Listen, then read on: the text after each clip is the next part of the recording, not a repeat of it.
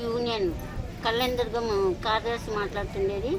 ఈరోజు రాష్ట్ర వ్యాప్తంగా మొబైల్ సెల్లులు ఐసిడిఎస్ కార్యాలయంకి రిటర్న్ ఇమ్మని 15 రోజుల ముందే మా రాష్ట్ర నాయకులు మెమరాండంతో సహా స్పీడీ గారికి, డైరెక్టర్ గారికి ప్రతి చోట ప్రాజెక్టుల్లో సిడిపో గారికి అందజేయడం జరిగింది.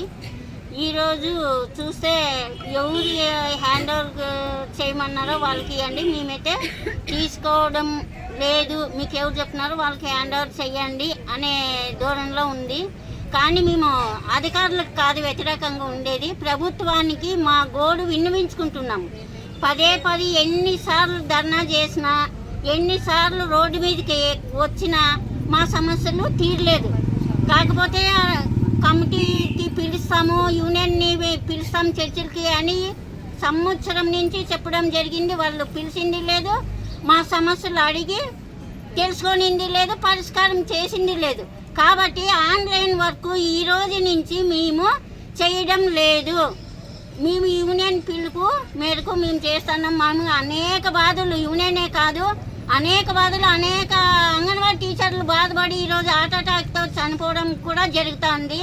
కానీ ఈ 2GB సెల్లుతో మేము వర్క్ చేయలేము. 5GB సెల్లుతో పాటు ల్యాప్టాప్ ఇచ్చి మేము ఏదైతే 42 రోజులు సమ్మెకాలంలో ఏవైతే డిమాండ్స్ ఉన్నాయో అవన్నీ పరిష్కారం అయ్యేంత వరకు ఆన్లైన్ చెయ్యము. రేపటి నుంచి ఆఫ్లైన్లోనే వర్క్ చేస్తాము. ఇది మాత్రం మా సమస్యలు ప్రభుత్వం దిగొచ్చి మాదికి పరిష్కారం అయ్యేంత వరకు మేము ఆన్లైన్ వర్క్ చేయము. ఇది కళ్యాణదుర్గం ప్రాజెక్ట్ కార్యదర్శి గారు దాన్ని 5GB పనులు చేయమంటున్నారు. కానీ నెట్ ఉండదు, సిగ్నల్స్ ఉండవు, సెల్లులు సరిగ్గా పనిచేయవు. నాణ్యమైన సెల్ కాదు అది. కాకపోతే మేము మా పర్సనల్గా మా పిల్లల చేత అర్ధరేతర కాడ నెట్ ఎప్పుడైతే అవైలబుల్ ఉందో అప్పుడు పని చేస్తున్నాము. 24 గంటలు పని చేసినా కానీ సరిపోవడం లేదు వర్క్. మాకు 5GB సిమ్ వేసి మాకు ల్యాప్టాప్ ఇవ్వాలి అంతేగాని ఈ సమస్యలన్నీ ఇంకా కొత్త వస్తున్నాయి. రోజుకి ఒక్కొక్కటి, రోజుకి అడిగడికి.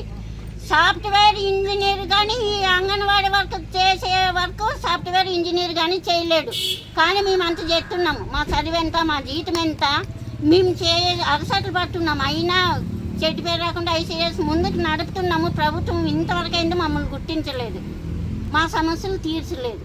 చేయాలి మినీ వర్కర్లని మెయిన్ వర్కర్గా ప్రమోట్ చేయాలి. జీవో ఇచ్చినాము, అదో ఫైల్ రెడీ అయింది, ఇదో ఫైల్ రెడీ అయింది అన్నారు. కానీ ఇప్పటికి సంవత్సరం అయింది, మాకు ఫైల్ ఇవ్వలేదు. మా మినీ వాళ్ళని మెయిన్ వర్కర్లుగా కానీ తీసుకోలేదు. జీవో విడుదల చేయాలి. అలాగే గ్రాడ్యుయేటీ అమలు చేయాలి. సుప్రీంకోర్టు ప్రకారం మాకు ఏవైతే తీర్పులు ఇచ్చినారో అవన్నీ నెరవేరాలని మా డిమాండ్స్. ప్రాజెక్టు అధ్యక్షురాలని ఇక్కడ వచ్చేసి మేము ముఖ్యంగా ఇక్కడ సెల్ ఫోన్లు వాపసు ఇవ్వడం ఎందుకంటే ప్రతి గర్భిణీ స్త్రీకి, ప్రతి బాలింతకి, ప్రతి టీహెచ్ఆర్ ఇచ్చేదంటే 7 months నుంచి 3 years పిల్లలని బేస్ ద్వారానే మేము స్టాక్ డిస్ట్రిబ్యూషన్ చేస్తూ ఉన్నాము. బేస్ తీసేటప్పటికి వాళ్ళు రెప్పలు కొట్టిన గంట సేపు అయినా కానీ అది తీసుకోవడం లేదు. రోజు రోజుకి మాకు రోజు అనారోగ్యాలకు కూడా గురి అవుతా ఉన్నాము. ఈ విధంగా తయారైపోయింది ఈ సెల్ ఫోన్ల నుంచి మేము పనిచేసే దాని నుంచి బీపీలు, షుగర్లు, అక్కడ వచ్చిన గర్భవతులు, బాలింతలు కూడా వాళ్ళు కూడా ఇంట్లో వాళ్ళు అరుస్తారు. గంటల కొద్దీ వచ్చి కూర్చోలేరు. వాళ్ళు కూడా గంటల కొద్దీ వస్తానే టీహెచ్ఆర్ మేము రాతపూర్వకంగా ఇచ్చేటప్పుడు ఎప్పుడు పిలిస్తే అప్పుడు వచ్చేవాళ్ళు. ఇప్పుడు ఫేస్ యాప్ ద్వారా వాళ్ళు ఏం చేస్తా అన్నారంటే పిలిచినా కూడా గంటల కొద్దీ పెట్టుకుంటుంది మేడము, మేము రాలేము అని చెప్పేసి స్టాక్ తీసుకుపోవడానికి వచ్చే కూడా వెనకం చేస్తూ ఉన్నారు. ఈ సెల్ ఫోన్ల ద్వారా ఫేస్ యాప్ రద్దు, ముఖ్యంగా ఫేస్ యాప్ రద్దు చేయాలి. 2 యాప్లని ఒక యాప్గా తీసుకురావాలని మా ఉద్దేశము, మా ఆకాంక్ష, మా పనిభారం కూడా తగ్గించాలని.